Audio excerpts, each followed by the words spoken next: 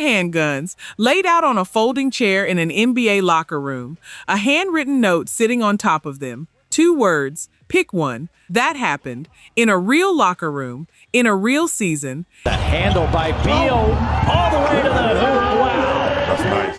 And I want you to sit with something before we go any further. That team is number 7 on this list. There are 6 teams ahead of it, teams that fought their own fans, teams that got indicted. Fire that. Price feeds. Burrell. Oh, he missed the dunk, but Fuller's there. Teams that broke a man's face and nearly killed him, and one team that spent 3 straight years winning 50 games while its roster kept turning up in police reports. It's true. He was an awesome dunker when he came along, wasn't he?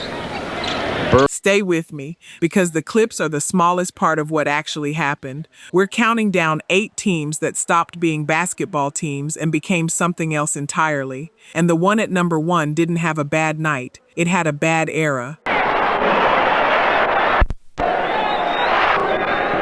Number 8, 2016-17 New York Knicks. Jennings in his speed, lead with another 3. No. Porzingis! Here's what the highlight reel leaves out about that Knicks season. Nobody in that building was destroyed by the losing. They were destroyed by each other. Summer of 2016, New York goes all in. They trade for Derrick Rose in June. They hand Joakim Noah 4 years and $72 million in July. They already have Carmelo Anthony and a second-year Kristaps Porzingis. Rejection again. Zeller 7 feet. KP 7-3.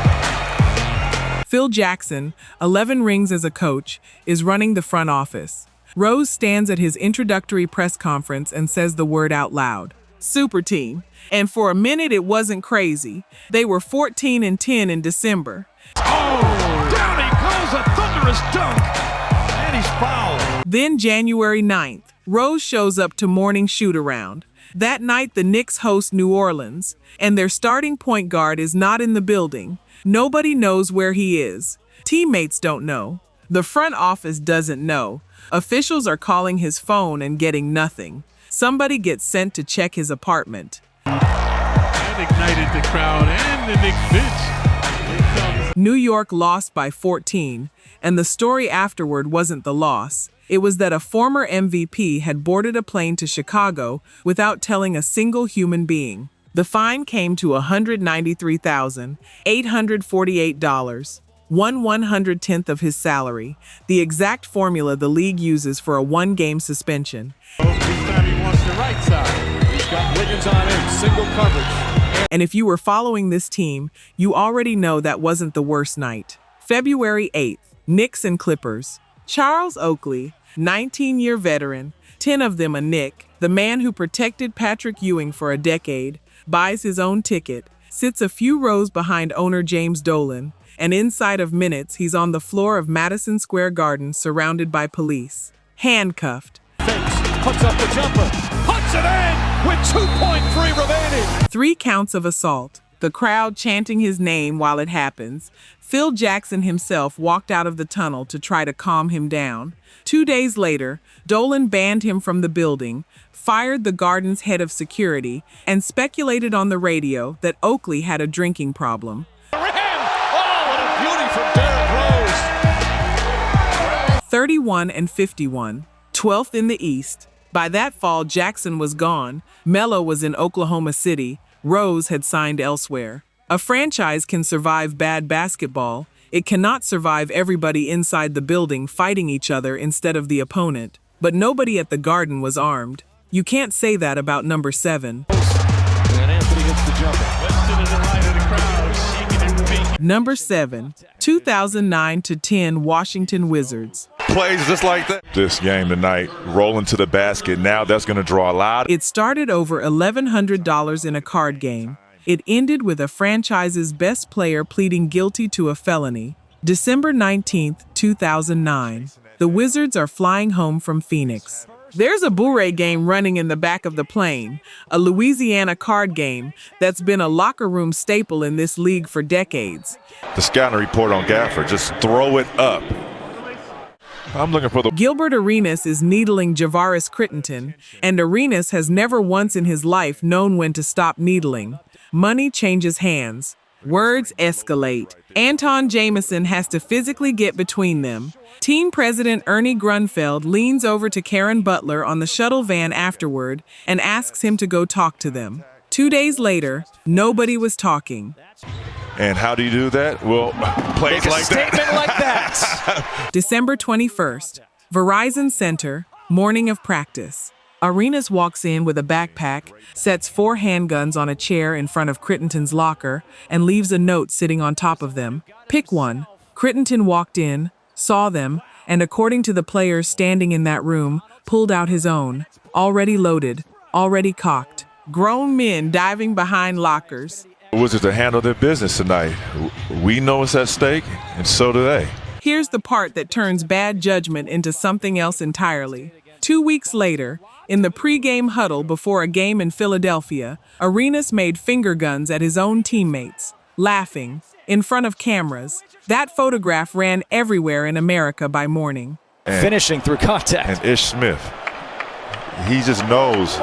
David Stern suspended him within a day. Final tally, 50 games for Arenas, 38 for Crittenton. Arenas pleaded guilty to felony gun possession and served 30 days in a halfway house. Crittenton took probation and never played another minute in the NBA. Washington finished 26-56. The game-saving block on a night when he makes history. Now here's the part nobody connects. This franchise was called the Washington Bullets until 1997. Owner Abe Paulin changed that name himself because he could not stomach what the word had come to mean in his city. He fought for it. He considered it one of the best things he ever did. Tie, it's short. Chased down by Beal in the corner for Abe Paulin died on November 24, 2009, 27 days before 4 handguns showed up on a chair in his locker room. The NBA doesn't wait for you to be ready, and sometimes it won't even let a man rest. That was 2 teammates. Westbrook. Oh, wow. I mean, great. Number 6, 1997-98, Golden State Warriors. Given a wide open three. Scott, I really didn't like his game. I liked him. I loved. Nobody remembers what the drill was. That's the detail that gets me every single time. December 1st, 1997, Warriors practice. The team is 1-13, a full-blown disaster, and first-year head coach P.J. Carlesimo is running a passing drill. He got a hip check at the other end, got knocked to the floor, and Richmond still didn't shoot. He tells Latrell Sprewell, his best player, a 4-time All-Star, to put a little mustard on his passes. Sharpen them up. Ordinary coaching. The most ordinary sentence spoken in any gym in America that afternoon. Burrell wide open for a 3 again. And Billy knows it. Sprewell tells him he isn't in the mood, tells him to keep his distance. Carlesimo walks toward him anyway. Sprewell had both hands around his head coach's throat for somewhere between 7 and 10 seconds before players and assistants could pull him off. Open, and now the signature Mullen hoop, the jumper.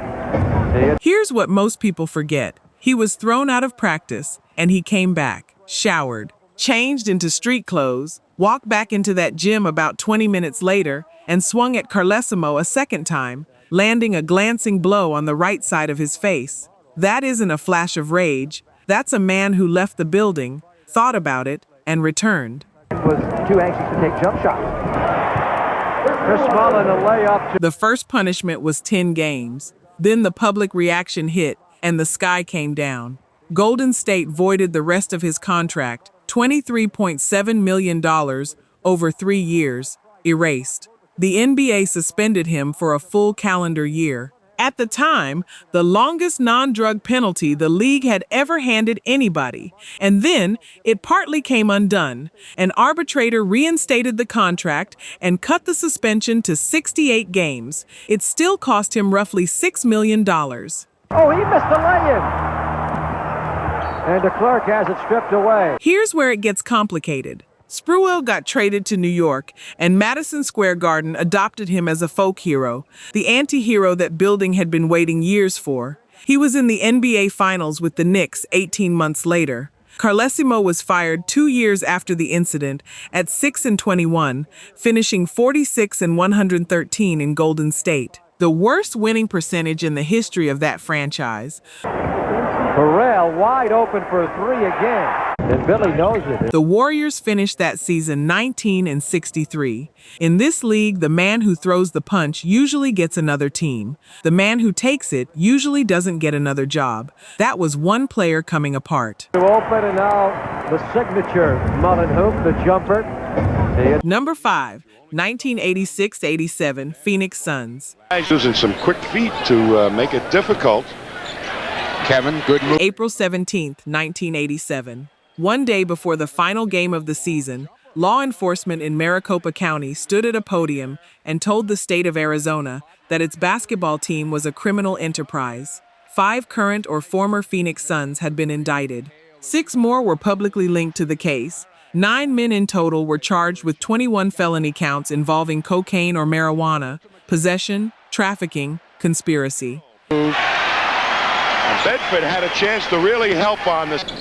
3 of the indicted were on the active roster: veteran center James Edwards, guard Jay Humphreys, and rookie Grant Gondrezick. The league announced days later that all 3 had passed drug tests. It announced in the same breath that all 3 faced lifetime banishment if convicted. 2 more. Ed Pinckney is going to have a man-sized. The season was already collapsing, 36-46. Head coach John McLeod fired at 22-34, replaced by Dick Van Arsdale. But here's the part that doesn't make the highlights, because there are no highlights. And 2 of the Suns rushed at Seasting, and Parrish was 14 out of the way. Walter Davis was the face of that franchise. Rookie of the Year in 1978, 5-time All-Star, 23.6 points a game that season, 11th in the entire league. He went before that grand jury with immunity, and his teammates were indicted partly on the strength of his word. With Walton on the floor, Bird got the roll. That same week, Davis checked himself back into a treatment clinic, his second. He said later that the last thing he wanted on this earth was to put his friends in front of a judge, and that if he'd known what was coming, he'd have taken jail instead. Then it got worse. Jerry Colangelo put a group together and bought the franchise for $44 million, terrified it would be sold out from under him and relocated. Missing for 3. McHale, the rebound, rolls in 2. All right. Within 2 days, roughly a third of the roster was traded away. Colangelo said it plainly. They had to cut every tie to the past. And on August 16, 1987, 24-year-old center Nick Vanos and his fiancée Carolyn Cohen were killed in the crash of Northwest Airlines Flight 255 outside Detroit. Phoenix wore a patch with his number 30 all of the next season. Can be. Drugs, defeat, and death inside 7 months. The Suns went 28-54 the following year. You can have all the talent in the world. The NBA doesn't hand you anything, and sometimes it takes things nobody agreed to give.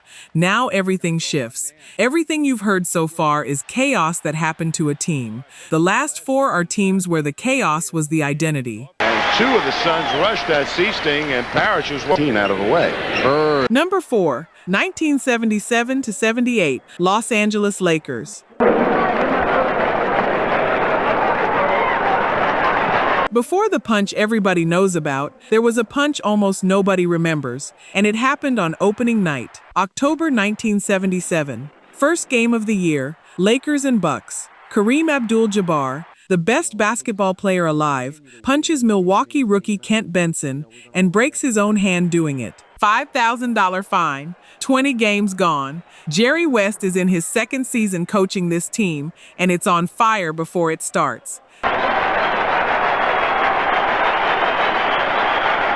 That's the setup. Stay with me. December 9th, Houston at the Forum. 3rd quarter. Kareem gets tangled up with Rockets center Kevin Kunert, and a scuffle breaks out near midcourt. Kermit Washington, a well-regarded player, not a brawler, not a problem in this league, grabs Kunert to pull him off. Across the floor, Rudy Tomjanovich sees a fight and does what every teammate in the history of the sport is taught to do. He runs toward it to break it up. Washington had his back turned. He caught the movement out of the corner of his eye, spun and threw. The new faces realize what it takes to be a Celtic, what it takes. Tomjanovich's skull, jaw, and nose were fractured. Doctors found spinal fluid leaking into his mouth. He was 19 points into what was becoming an enormous night, and he was unconscious on the floor of the Forum. It nearly killed him.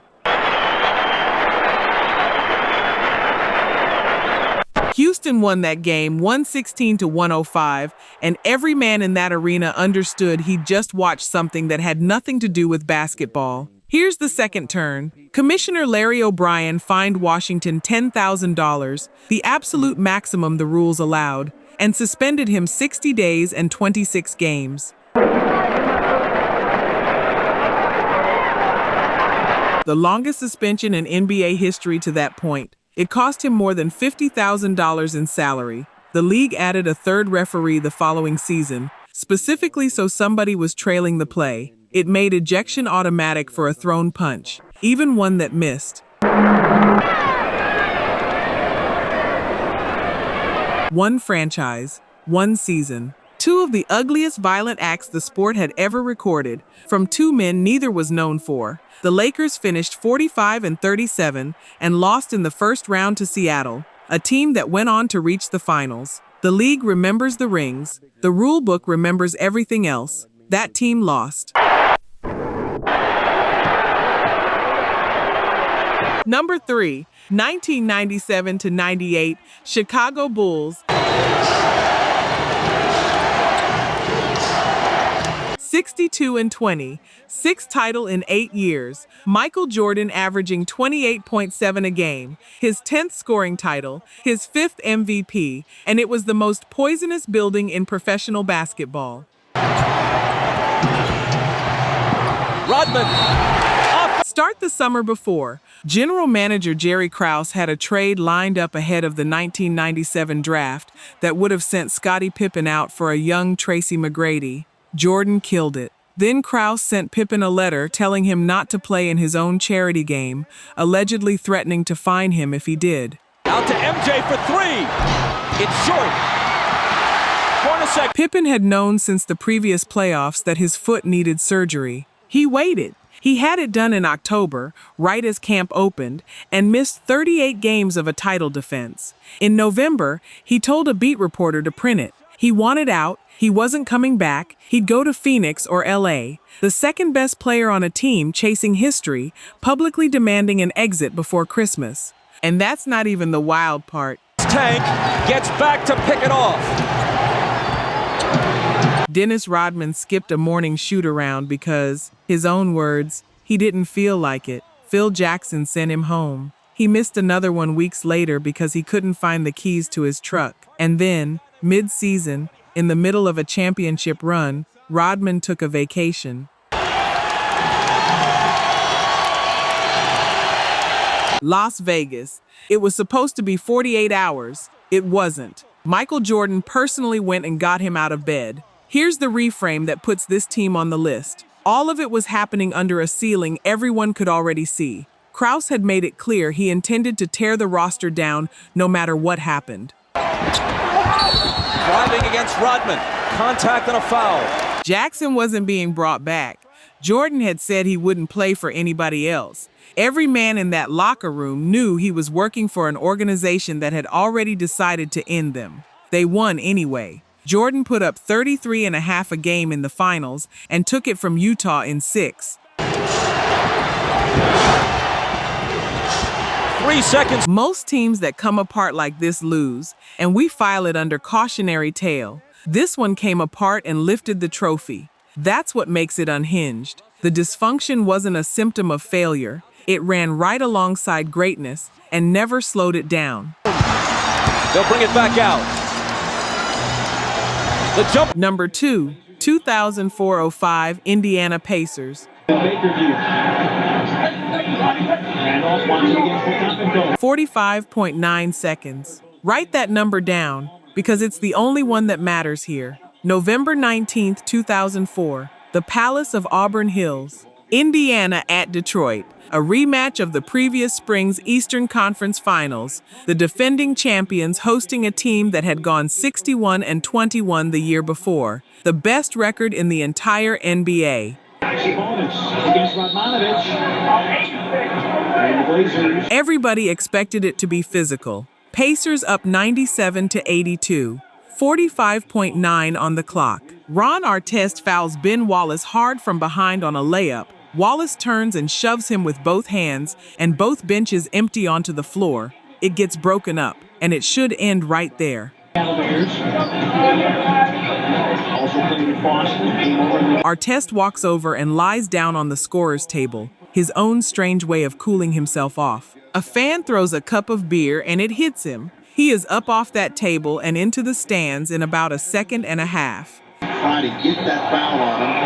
Desmond Mason's going to pick up the offensive foul. Steven Jackson goes in behind him. Jermaine O'Neal ends up swinging at fans who came down onto the court. The building becomes something no American sports broadcast had ever carried live. The game was abandoned. Those final 45.9 seconds were never played. Police had to escort the Pacers out of the arena. As he lands, Desmond Mason feeds Potapenko. Then came the bill. 9 players suspended, 146 games total, north of $11 million in lost salary. Artest got the rest of the regular season, 73 games, plus 13 more in the playoffs. Both Monty McCutcheon and Violet Palmer blew their whistles early. 86, the longest suspension for an on-court incident in the history of this league. Jackson 30, O'Neal 25, later cut to 15. Ben Wallace, who threw the shove that started all of it, 6. 5 players were criminally charged with assault and sentenced to probation and community service. And the league changed permanently. The NBA introduced a player dress code. Arenas stopped selling alcohol after the third quarter. Every security protocol you walk through at a game today traces back to that night. Gets the ball inside. Sabonis around 79% from the free throw line. Here's what haunts me about it. Indiana wasn't a rogue franchise. They were a 61-win team with a serious culture. It took one hard foul, one shove, and one plastic cup to erase all of it. One decision. That's all it takes to rewrite history. That was a single night. Showing you he can bust the open jumper, and he's made 2 in a row. Number 1, 2000 to 2003, Portland Trail Blazers. Underneath the basket. So Portland a 9-point lead. This isn't a game. It isn't a night. It's 3 years. And the city that lived through it gave them a name that never came off. The Jail Blazers. Start with what they actually were, because that's what people forget. 59 and 23 in 1999 to 2000. Back-to-back Western Conference Finals. Takes his place. James 7-1 in his 3rd season out of Florida A&M. Rasheed Wallace, Damon Stoudemire, Scottie Pippen, Arvydas Sabonis, Bonzi Wells. That was a championship team. Not a hopeful one, a real one. June 4th, 2000. Game 7. Portland leads by 15 in the 4th quarter of a conference final. And then they missed 13 consecutive shots. 51 to play in the 2nd quarter. Over roughly 6.5 minutes, they did not make a single basket. The Lakers ripped off a 15-0 run and won 89-84. Before that afternoon, the largest comeback in the history of a Game 7 was 6 points. Pippen said afterward that they'd made cowards of themselves. Radmanovich had a size advantage, gives way to Barry for 3. That's the fork in the road. That's where a franchise chooses what it becomes. Here's what they chose. Rasheed Wallace logged 41 technical fouls in the 2000-01 season, still the single-season record. A quarter-century later, he retired with 317, also a record. They've gotten their last few chances right at the rim. In 2003, he drew a 7-game suspension for confronting referee Tim Donaghy on the loading dock after a game. November 2002 alone, Wallace and Stoudemire cited for marijuana after a traffic stop driving home from Seattle, and Ruben Patterson arrested on felony domestic abuse charges later dropped. Cisse ran off the play. March, rookie Quintel Woods cited for speeding with no license and no insurance. April, Zach Randolph punched Patterson at practice and broke his eye socket. July, Stoudemire arrested at the Tucson airport carrying marijuana wrapped in foil through a metal detector. 3 months suspended, $250,000 fine. And Dropniak will return. Desmond Mason. And here's the reveal that makes them number 1 instead of number 4. They kept winning.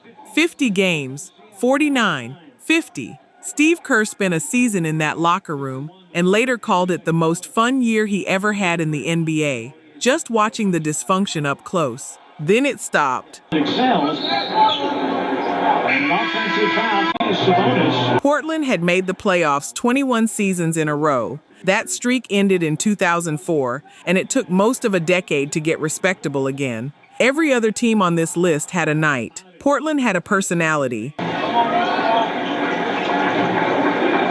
And it comes with 9.